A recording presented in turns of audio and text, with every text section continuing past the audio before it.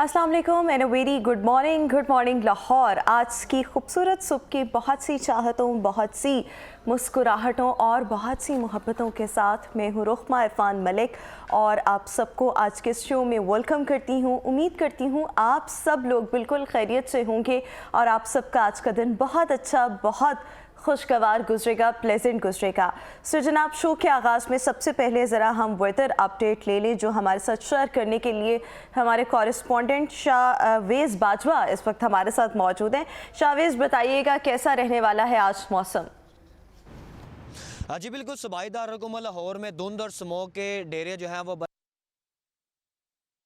बरकरार है। स्मोक ने पूरे शहर लाहौर को अपनी लपेट में लिया रखा है, जिसके बाद सर्दी की शिद्दत में जो है वो काफ़ी इजाफा हो गया है। अगर बात करें लाहौर के एयर क्वालिटी इंडेक्स की, तो लाहौर का अभी का मौजूदा AQI जो है वो 175 रिकॉर्ड किया जा रहा है, जिसके बाद लाहौर जो है वो दुनिया के आलूदा तरीन शहरों की फहरिस्त में 7वें नंबर पर आ गया है। अगर दूसरी जानिब बात करें इसकी रोकथाम की, तो इसकी रोकथाम के लिए पंजाब हुकूमत की जानिब से काफ़ी इकदाम किए गए, लेकिन उसके बाद जो है वो अब स्मोक में जो है वो काफ़ी कमी जो है वो वाज़े हो चुके हैं। अगर बात करें दूसरी जानिब लाहौर के मौसम की, तो लाहौर का आज का मौसम जो है वो सर्द हवाओं के साथ जो है वो खुश्क और ठंडा ही रहेगा।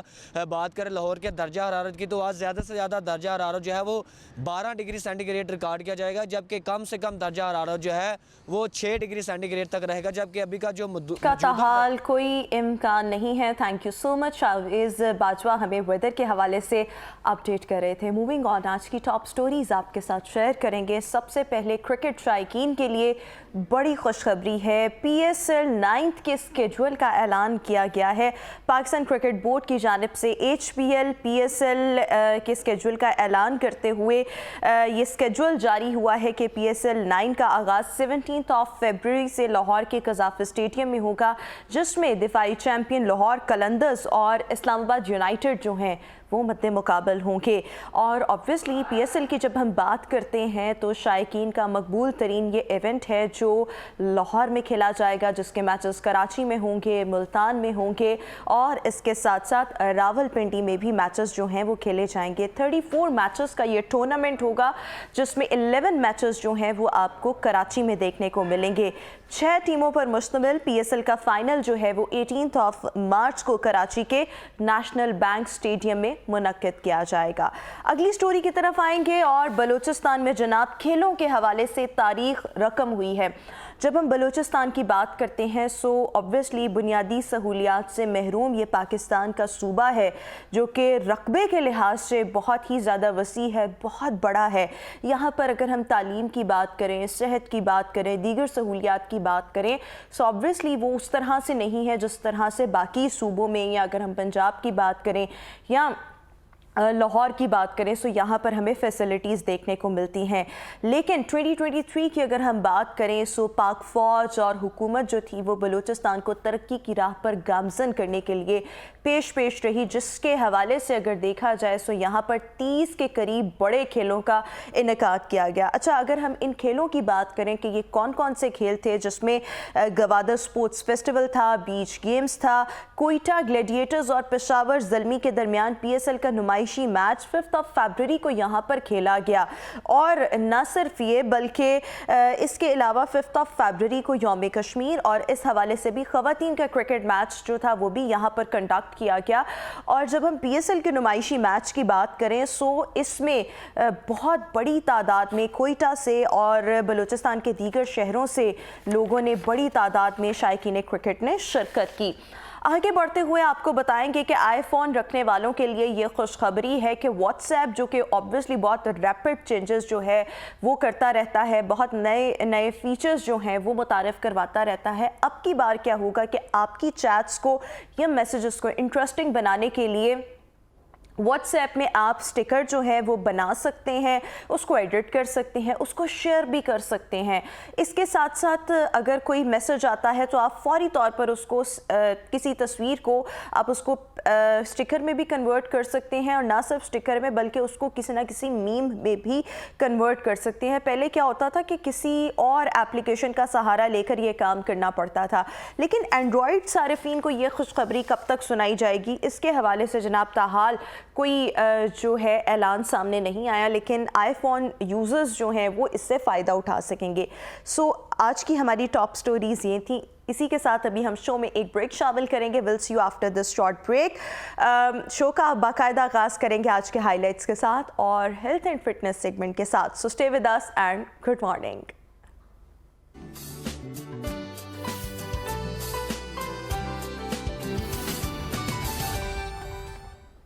Welcome back after the break. और व्यूअर्स, आज के शो का बाकायदा आगाज़ करेंगे आज के हाइलाइट्स के साथ। आज शो में सबसे पहले हम बात करने जा रहे हैं कमर दर्द पर। कमर दर्द से निजात पाने के लिए योगा कितना बेहतरीन हो सकता है, योगा के ज़रिए इलाज कितना बेनिफिशियल हो सकता है, इस पर हमने बात करनी है। मज़ीद आगे बढ़ते हुए मुख्तलिफ कुजीन्स के ट्रेंड्स पाकिस्तान में इन हैं और लोग जो हैं वो नित नए जायकों को आजकल क्यों प्रेफर करते हैं, इसको भी डिस्कस करेंगे। मज़ीद आगे बढ़ेंगे। बैरून मुल्क तालीम हासिल करने के जो ख्वाहिशमंद लोग हैं उनको किन बातों का ख्याल जो है वो लाजमी तौर पर रखना चाहिए, और आखिर में आपके साथ शेयर करेंगे कि आप सबका आज का दिन कैसा रहेगा। सो अभी हमारा है हेल्थ एंड फिटनेस सेगमेंट, जिसमें आज हम बात करने जा रहे हैं कमर दर्द की। जब हम कमर दर्द की बात करते हैं सो ऑब्वियसली ये मुख्तलिफ वजूहात की वजह से किसी भी इंसान को इस तकलीफ़ का, इस प्रॉब्लम का सामना करना पड़ सकता है। एट टाइम्स कमर दर्द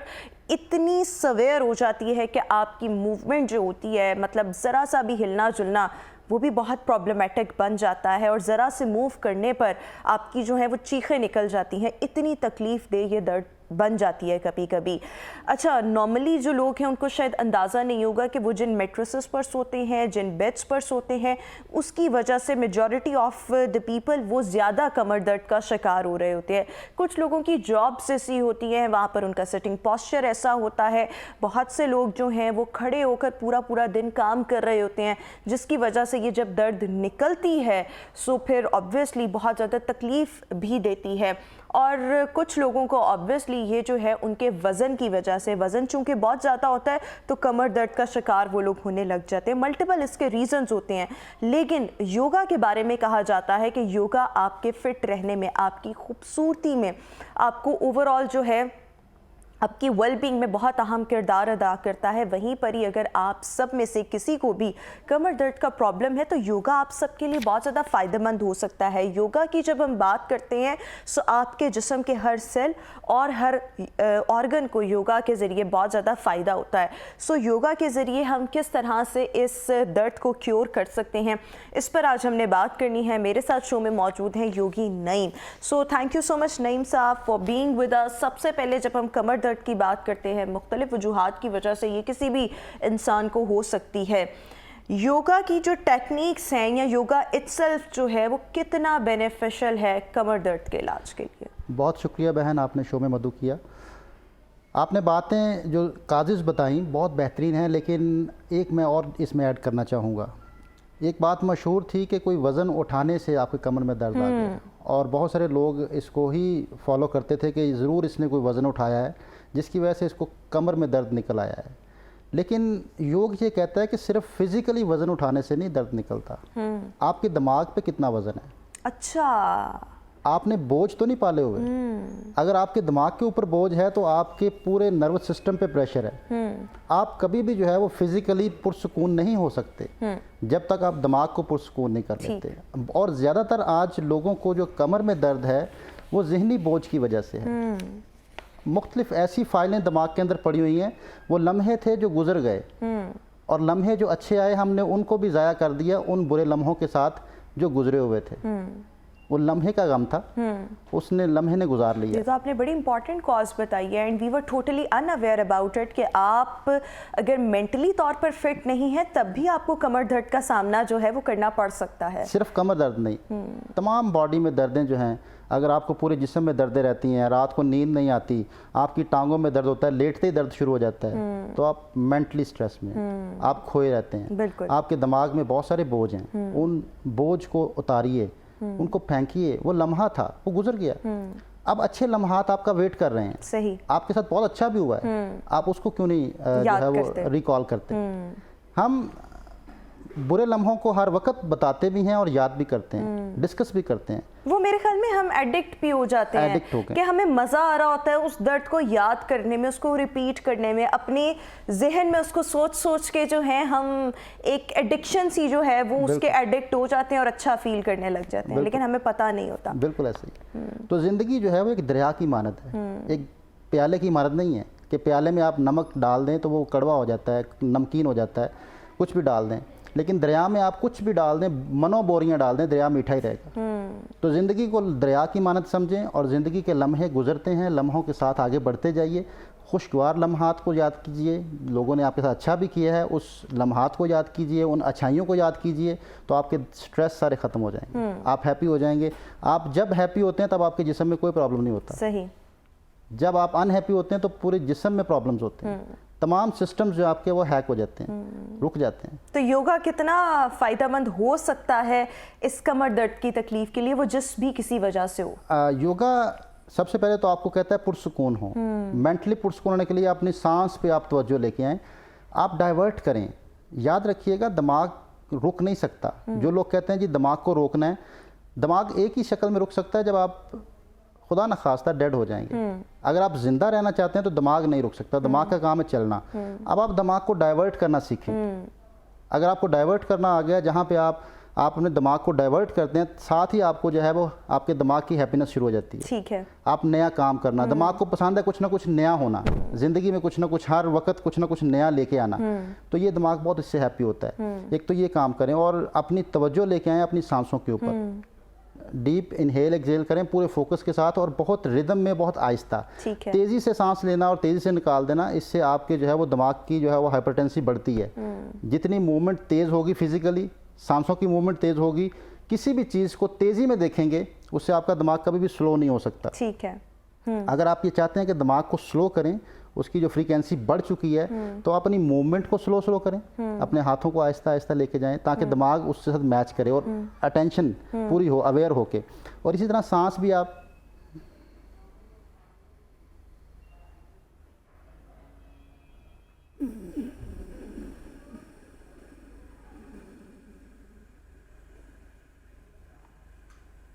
आपके सांस की आवाज़ मुझे यहाँ तक महसूस हो रही है। एक्सहेल,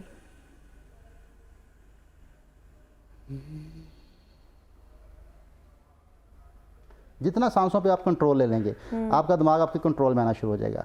अब बात करते हैं फिजिकली। ज़्यादा देर सोए रहने से, ज़्यादा देर लेटे रहने से, जैसे आजकल सर्दियां हैं, तो ज़्यादा देर आप जब बिल्कुल लेटे रहते हैं तो उससे आपकी ब्लड फ्लो जो है वो बैक पे स्लो हो जाती है। मैनुअल सर्कुलेशन है, आपकी दिल की तरफ सप्लाई, आपकी सारी स्टिफनेस पीछे बैक पे आती है। उसके लिए काफ मसल्स के स्ट्रेच बहुत ज़रूरी है। ठीक है, काफ मसल जो है, योगा इसको दो दिल कहता है। एक दिल ये काम कर रहा है और दो दिल ये लगे हुए हैं जो दिल की मुआवनत करते हैं, दिल की तरफ ब्लड सप्लाई को लेके आते ठीक है, हैं। ठीक तो अगर आप काफ मसल्स को स्ट्रेच करते हैं लेटे लेटे, आप बिल्कुल लेट के अपने पंजों को अपनी तरफ खींचते हैं, टांगे सीधी, फिर रिलैक्स करते हैं, काफ मसल्स पे स्ट्रेच लेके आते हैं, तो इससे आपकी बैक में जो है वो स्टिफनेस कम होना शुरू हो जाती है, ठीक आपकी है। जकड़न खत्म होना शुरू हो जाती है। और एक गलती है कि हम बैक बैंड खड़े होकर करते हैं या लेट के बैक बैंड करते हैं। कमर दर्द के लिए हमेशा स्नेक पोज कराया जाता है कि आप लेट के अपने बाजों के सारे ऊपर उठ के देखें। इससे पूरा बोझ आपकी लोअर बैक पे आ जाता है, जिससे फिर मसल इंजरी भी हो जाती है और पेन। तो फिर ये किस तरह से की जाए? मुझे तो किसी ने ये भी बताया था कि अगर आप अपना टमी फैट रिड्यूस करना चाहते हैं तब भी अगर आप स्नेक पोज करते हैं तो उससे आपको फ़ायदा मिलेगा, क्योंकि आपके अल्टीमेटली पेट के ऊपर एक स्ट्रेच आ रहा होता है। हर दौर में जो है वो चेंजेस आती हैं इल्म के अंदर। अगर उस इल्म को चेंजेस ना आए तो वो इल्म नहीं होता। ठीक है, आप जिस मॉडर्न दौर में आप पहुंच चुके हैं, बहुत सारी रिसर्चेज हो चुकी हैं, बहुत सारी चीज़ें चेंज हो चुकी हैं। अब जो मॉडर्न योग है वो ये कहता है कि आप बैक बेंड करें फॉरवर्ड बेंड के अंदर, ठीक है, जीरो ग्रेविटी पे ले जाके। जब आप खड़े होकर बैक बेंड करते हैं तो ग्रेविटी खींचती है, पूरा प्रेशर आपकी बैक पे आता है। ठीक है। अब जीरो ग्रेविटी पे अगर आप सिटिंग पोजीशन में सोफे पे बैठ के पहले अपने आप को पूरा स्ट्रेच करें ऊपर की तरफ, ठीक है, कमर को ऊपर। अब आपकी कमर में जो है वो सुकून आएगा बजाय प्रेशर आने के। ऊपर देखते हुए फॉरवर्ड बेंड करें।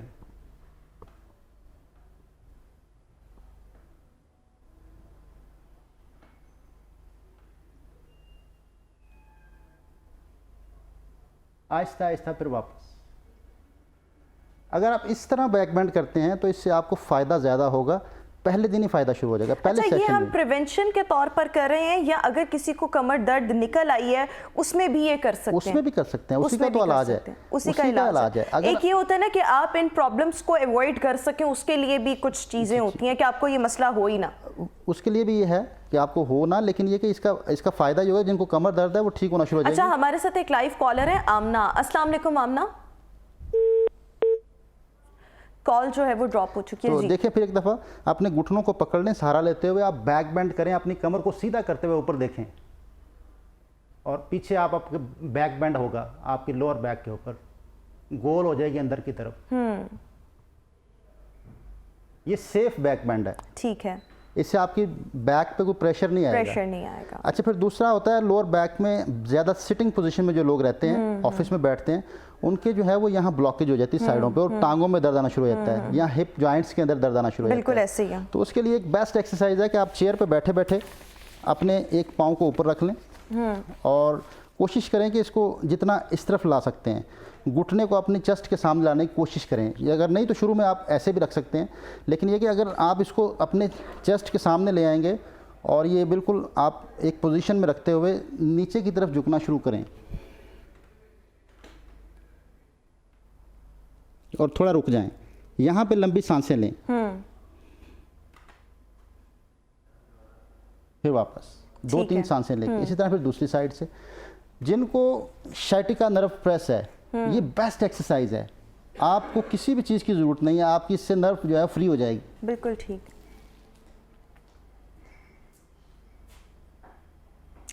हमारे साथ एक और लाइव कॉलर है तारिक। अस्सलाम वालेकुम तारिक।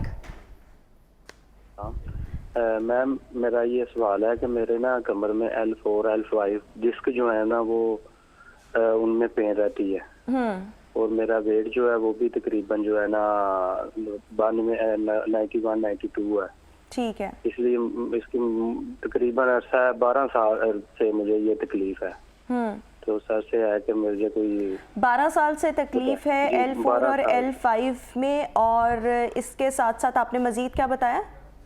मेरा वेट जो है 92-91 है। 92 इनका वेट है, तो इसके लिए इनको क्या करना चाहिए? L4 L5 डिस्क में तकलीफ है। एक तो ये जो मैंने आपको टेक्निक बताई ऐसे सीधा आगे जाने वाली, दूसरा ये कि अपने लेफ्ट हैंड के ऊपर ये 2 फिंगर्स एक साइड पे कर लें, 2 एक साइड पे, ये सेंटर में जो गोश्त है इसको दबाया करें।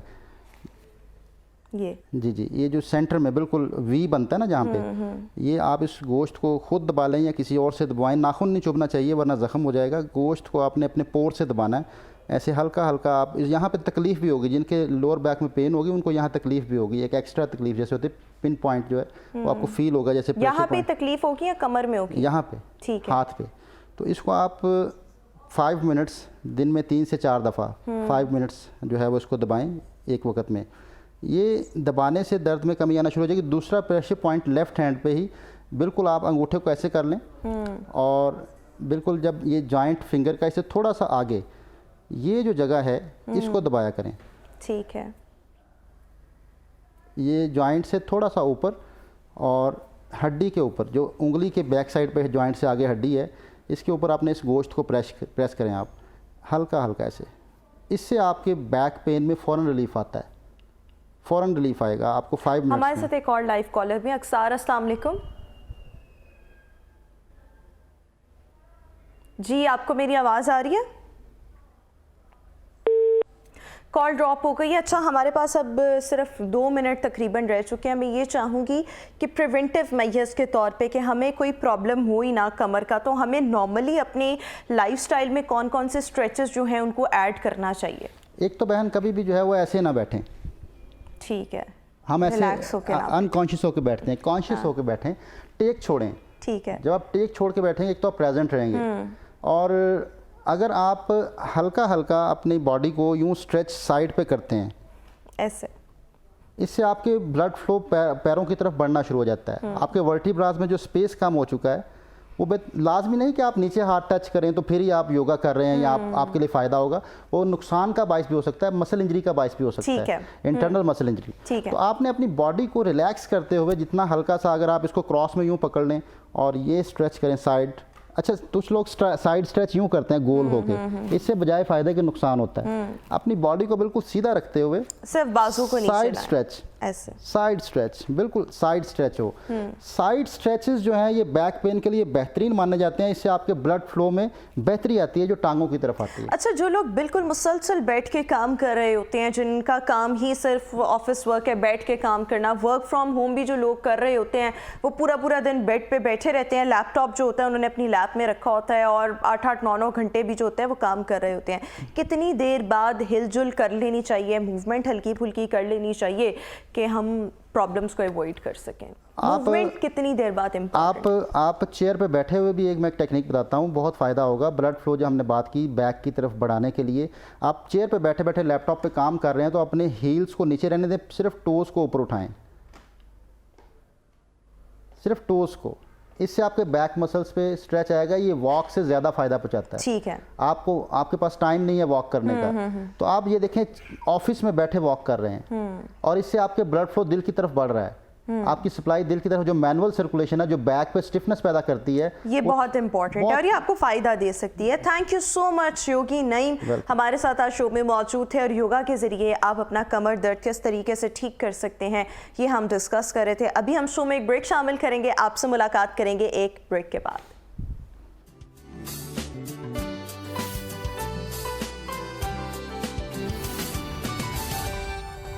Welcome back after the break. और व्यूअर्स, जब हम मुख्तलिफ खानों की बात करते हैं और खानों और रेस्टोरेंट्स की अगर बात की जाए, सो रेस्टोरेंट बिज़नेस या खाने का जो कारोबार है ये एक ऐसा बिज़नेस है जिसमें आपको प्रॉफिट हो जाता है। आपका काम जो है अगर आपने स्टार्ट किया है तो इसके चांसेस ये होते हैं कि ये ज़्यादा अच्छा चलेगा as compared to the rest of the businesses, जिसमें अगर आपने एक स्टार्टअप, ऑब्वियसली आपका एक बिल्कुल स्टार्टअप है, बिल्कुल एक आपने अभी ज़ीरो से उसको स्टार्ट किया, तो हो सकता है वो कामयाब हो सकता है वो नाकाम हो।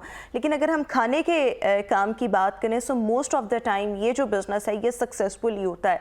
हमारे यहाँ पर मुख्तलिफ लोगों को अब मुख्तलिफ जायके जो हैं वो भाते हैं और सब जो लोग हैं, मेजॉरिटी ऑफ द पीपल, उनका ये दिल करता है कि हम जहाँ पर भी खाने जा रहे हैं एक तो हमें एम्बियंस अच्छा मिले, प्लस टेस्ट, क्वालिटी बहुत अच्छी मिले और टेस्ट जो है।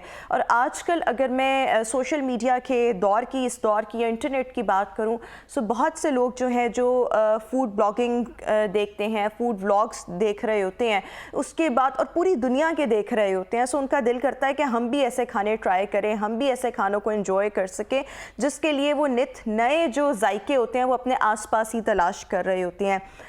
हम अगर पाकिस्तानियों की बात करें तो इतना शौक़ हमारे यहाँ पर खानों का क्यों हो चुका है, किन कुजीन्स को ज़्यादा प्रेफरेंस मिलती है और जब भी कोई रेसिपी तैयार की जाती है सो उसमें क्या क्या इंग्रेडिएंट्स जो हैं उसके बारे में ऑब्वियसली कॉन्शियस रहा जाता है कि लोगों को भी वो जो है वो बहुत पसंद है। इस पर आज हमने बात करनी है। मेरे साथ शो में मौजूद हैं chef Ali Sultan. Ali, thank you so much for being with us. So सबसे पहले जब मैं बात करती हूँ मुख्तलिफ कुजीन्स की, लोगों में आजकल जो बहुत ज़्यादा पसंद की जाने वाली कुजीन्स हैं वो कौन कौन सी हैं?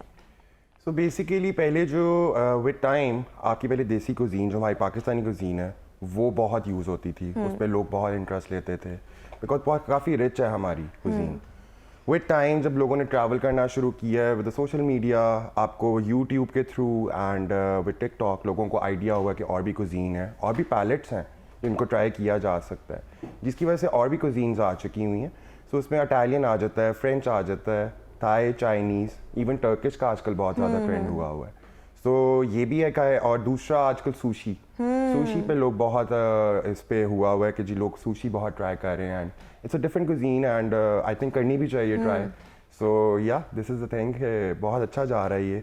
और इसमें ये, लेकिन देखें इसमें ज़्यादा अमल दखल किस बात का है? मैं अगर अपने घर वालों की बात करूं, मेरी अपनी फैमिली में से मेरी मदर हैं या मेरा एक नेफ्यू है, वो बहुत ज़्यादा व्लॉग्स देखते हैं, फूड व्लॉग्स, और फिर उसके बाद वो ना सिर्फ पाकिस्तान के बल्कि वो इंडियन बहुत ज़्यादा देख रहे होते हैं, वो यूके के बहुत ज़्यादा देख रहे होते हैं। अब वहाँ की जो डिफरेंट चीज़ें होती हैं या वहाँ का स्ट्रीट फूड जो होता है, उनका दिल करता है हमें यहाँ पर भी मिले इस तरह से। सो आपको क्या लगता है लोगों में ये जो एक नया ट्रेंड स्टार्ट हुआ है या उनका खाने में टू मच इंटरेस्ट, वैसे लाहौरियों का बहुत ज़्यादा होता है लेकिन अब तो उससे भी ज़्यादा हो गया। सो व्हाट डू यू थिंक, इसमें सोशल मीडिया का ज़्यादा रोल है, ज़्यादा ट्रैवलिंग इसमें ज़्यादा इन्वॉल्व हो चुकी है, या यहाँ पर ही हमारे इर्द गिर्द ही बहुत ऑप्शंस अवेलेबल हैं? क्या वजह क्या है?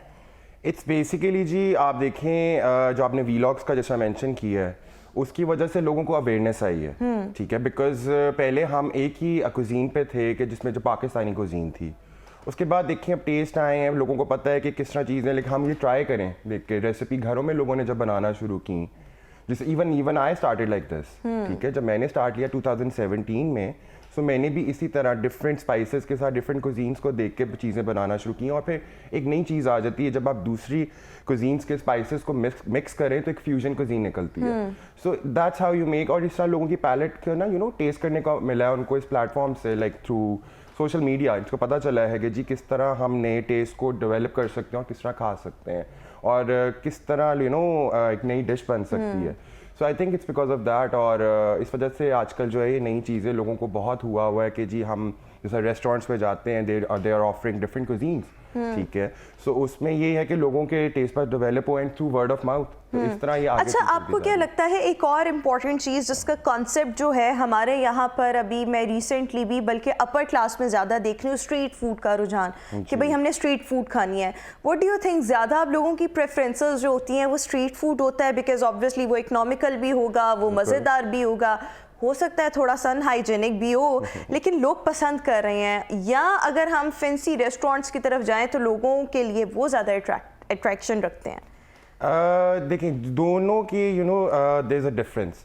अगर आप रिच खाना टेस्ट खाना पसंद करते हैं, like if you want to have taste of that thing, तो वो स्ट्रीट फूड में होगा। क्योंकि मैंने भी जब ट्रैवल किया लास्ट, और जब मैं I have been to UK, I have been to Turkey, Thailand और भी बहुत जगह है, सो उस पर मैंने उनका स्ट्रीट फूड सबसे पहले जाके ट्राई किया, बिकॉज उस पर सबसे ज़्यादा उनका रिच कंटेंट होता है उस चीज़ का। सो सबसे फ्लेवरफुल चीज़ जो है वो जी आपके स्ट्रीट फूड में ही मिलती है। सो इवन देखें हमारे भी यहाँ आपके जो स्ट्रीट फूड है अनहाइजेनिक होता है, पर टेस्ट उसमें बहुत ज़्यादा होता है। एग्जैक्टली। मुझे तो लगता है जो चीज़ जितनी गंदे तरीके से बनती है उसका जायका उतना अच्छा होता है। जो केचप मिलती है आपको, हाँ, उसका भी जायका अपना ही होता है। हाँ। सो ये है, और बाकी और यही एक बहुत बड़ी रीज़न है कि यहाँ तो पाकिस्तान में अस्पताल बहुत अच्छे चल रहे हैं और यहाँ खाने पीने के कारोबार बहुत अच्छे चल रहे हैं। हाँ, बिल्कुल। अच्छा, आपका अपना भी एक रेस्टोरेंट है जी। अगर मैं उस रेस्टोरेंट की बात करूँ, कितना चैलेंजिंग एट टाइम्स आपके लिए होता है मुनफरद डिशेस को तैयार करना? मज़े की डिशेस, वो मुनफरद भी हों, वो मज़े की भी हों, और वो लोगों को भी पसंद आए, तो इसके लिए आपको कितनी मेहनत करनी पड़ती है? तो जी मेरा जो रेस्टोरेंट है दैट इज़ सोरे बॉय सुल्तान, और वो लोकेटेड है DHA X ब्लॉक के अंदर। सो उसमें ये है कि मैं अभी इटालियन और फ्रेंच कर रहा हूँ, और थाई और चाइनीज़ इंट्रोड्यूस करवाने लगा हूँ। सो उसमें ये होता है कि मैं सब कुछ खुद बनाता हूँ। I am the chef and I am the owner of the place, और ये बड़ा एक नया मैं ट्रेंड सेटलर बन रहा हूँ, क्योंकि जितने भी बिजनेसेस हैं, रेस्टोरेंट ओनर्स होते हैं, वो एज अ बिजनेसमैन उसको चीज़ चला रहे होते हैं।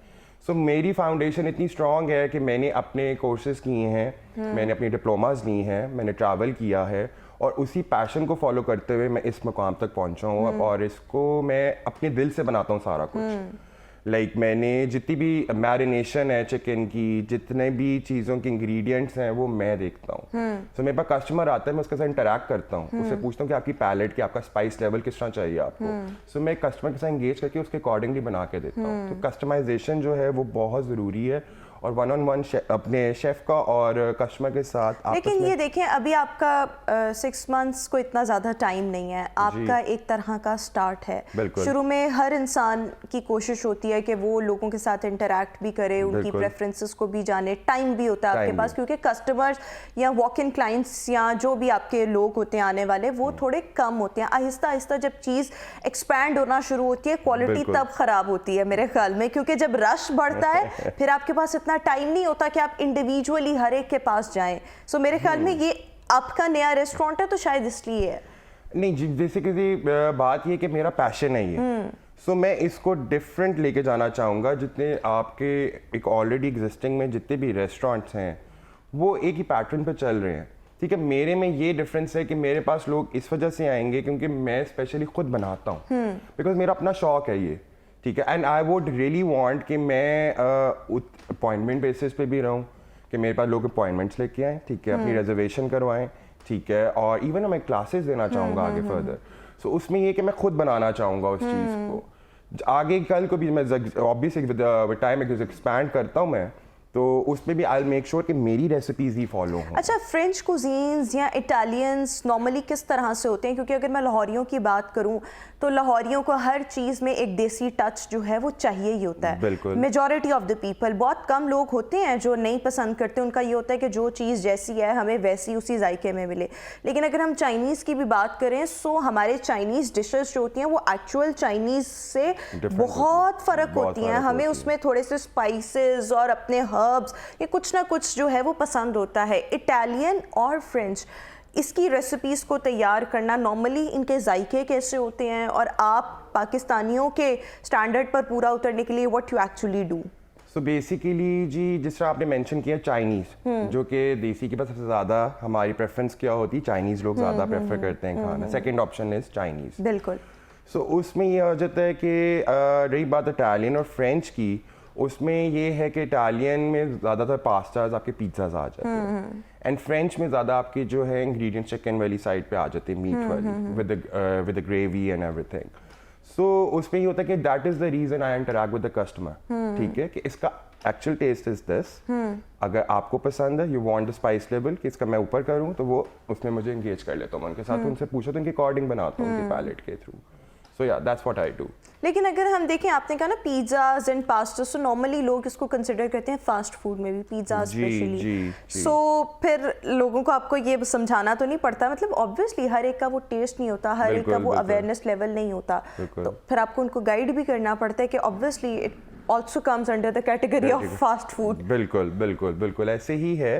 बट लेकिन ये है कि सबसे ज़्यादा खाने वाली चीज़ भी इटालियन में पास्ताज ही है और पिज़्ज़ाज आते हैं। अब देखिए ना, उसमें वेरिएशन है, उसमें अब पिज़्ज़ा जो है थिन क्रस्ट, ठीक है, सो उसमें डिफरेंट आप फ्लेवर्स दे सकते हैं, and you know the quality of cheese which is बहुत very important in pizzas Italian cuisine में। तो आपको बहुत फाइन इंग्रेडिएंट्स यूज़ करने पड़ते हैं उसमें, and if you are providing quality, customer आपके पास दोबारा आता ही आता है जी। अच्छा, और ये बहुत इंपॉर्टेंट चीज़ होती है, एक दफ़ा तो कोई बंदा आ गया, उसको वापस लाना, यानी कि वो फिर आपके पास एक दफ़ा आया, वो बार बार आए। मेरे ख्याल में ये किसी भी बिजनेसमैन की ना एक सक्सेस होती है कि लोग आपके पास दोबारा से जो है वो आ रहे हो। अच्छा, इसके साथ साथ over the last few years लोगों में जो खाने का रुझान बढ़ा है, आप इसकी क्या रीज़न समझते हैं कि बहुत से लोग बाहर का खाना पसंद करते हैं? जब हम छोटे थे तो मुझे आज तक याद है, वंस अ मंथ या twice a month, maximum twice a month हमारे पास ऑप्शन अवेलेबल होती थी। हमारे पास कोई फूड पांडास वगैरह कुछ भी नहीं था। फैमिली के साथ बाहर जाना, कोई महीने में एक आधी बार, मैं अगर अपनी बात करूं, और खाकर आ जाना। अब के जो बच्चे हैं, एवरी डे उनके घरों के बाहर, या एवरी ऑल्टरनेट डे अगर मैं देखूं तो घरों के बाहर डिलीवरी बॉयज़ खड़े होते हैं, आप हर हफ्ते बाहर जाके खा रहे हैं। अब हमारी जनरेशन के जो लोग हैं वो भी ऑब्वियसली बहुत ज़्यादा बाहर का पसंद करते हैं। क्या रीज़न क्या है? फैसिलिटीज़ बहुत ज़्यादा आ गई हैं। इट्स बेसिकली जो ऑप्शंस बहुत है, ठीक है, जिस तरह अब आप घर बैठे, अगर आपने कुछ नहीं बनाया, आपका दिल नहीं कर रहा, आपके पास फ़ोन है, आपने उधर से देखना है, आप घर पे डिलीवर करवा सकते हैं उस चीज़ को। या अगर आपको बहुत ही आप बाहर जाके खा सकते, बिकॉज बहुत ऑप्शंस आ चुकी हैं खानों की, कुजीन्स इतनी आ चुकी हुई हैं, यार आज दिल नहीं कर रहा घर के, कुछ ये खा लेते हैं, वो ट्राई कर लेते हैं। सो मेरे ख्याल से विद टाइम आपके पास ऑप्शन, एक तो सोशल मीडिया के थ्रू, हम उसके थ्रू चल रहे थे, अभी भी बताया कि जी उसके थ्रू लोगों के बहुत ऑप्शंस मिली हैं उन्हें, और उन्हें मौका मिला है कि वो ट्राई करें न्यू कुजीन्स। तो इस वजह से आजकल फास्ट फूड जिस तरह बहुत हिट है, जिस तरह, और फैसिलिटीज़ का भी होना, यानी मैं अपने, हमारे पास कोई मतलब ऑप्शन नहीं थी फूड पांडास की कि डिलीवरी बॉयज़ हों, आपको कोई डिलीवर कर रहा हो। शुरू में सबसे पहले वो एक स्टार्ट हुआ था होम डिलीवरी, तब फूड पांडा वाला नहीं था, तो ये एक बड़ी मतलब अपॉर्चुनिटी लगती होती थी, वाह आपको घर बैठे मिल जाएगा। और उस टाइम बहुत से लोग कहते थे पता नहीं घर बैठे में कैसा खाना डिलीवर कर जाए, तो हम खुद ही जाकर लाएंगे या खाएंगे। तो ये भी एक उस टाइम पर ट्रेंड होता था, और ये कोई ज़्यादा पुरानी बात नहीं है, लेकिन ओवर द लास्ट 1 डेकेड जो है चीज़ों में हमने बहुत ज़्यादा इंक्रीज देखा है। अच्छा, जब मैं अगर आपके रेस्टोरेंट की बात करूं, खुद को मुनफरिद रखने के लिए आपको क्या करना पड़ता है? सबसे पहले तो जी मेरा ये है कि मैं खुद बना रहा हूँ, जिस तरह मैंने आपको बताया, सारी चीज़ें मैं खुद देख रहा होता हूँ, परचेजिंग मेरे हाथ में है, सारा कुछ मैं खुद अपने स्टाफ को मोटिवेट करना, उसको देखना, कस्टमर आना, उससे डील करना, वो सारा मैं देख रहा होता हूँ। और मैं कस्टमर को बताता हूँ, इंगेज करता हूँ कि जी I am going to cook you the food and आप मुझे बताएंगे जी आप किस तरह का खाना पसंद करेंगे, आपका क्या पैलेट है, किस तरह का स्पाइस लेवल होना चाहिए, किस तरह you know how do you like the gravy. लेकिन अगर आप सब कुछ खुद कर रहे होते तो at times isn't it problematic और very hectic for you?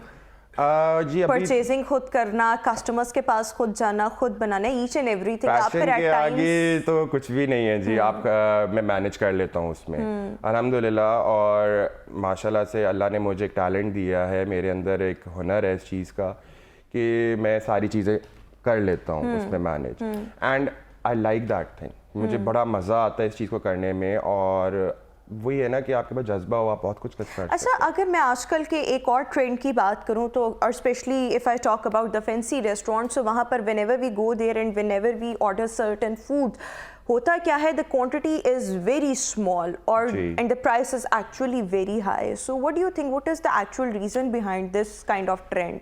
It's basically the place actually with their like the ambience which they are providing, and plus you know the place that restaurant is located in, because rental इतने बढ़ चुके हुए हैं with time, and obviously एक अपनी target करना होता है एक अपनी niche को।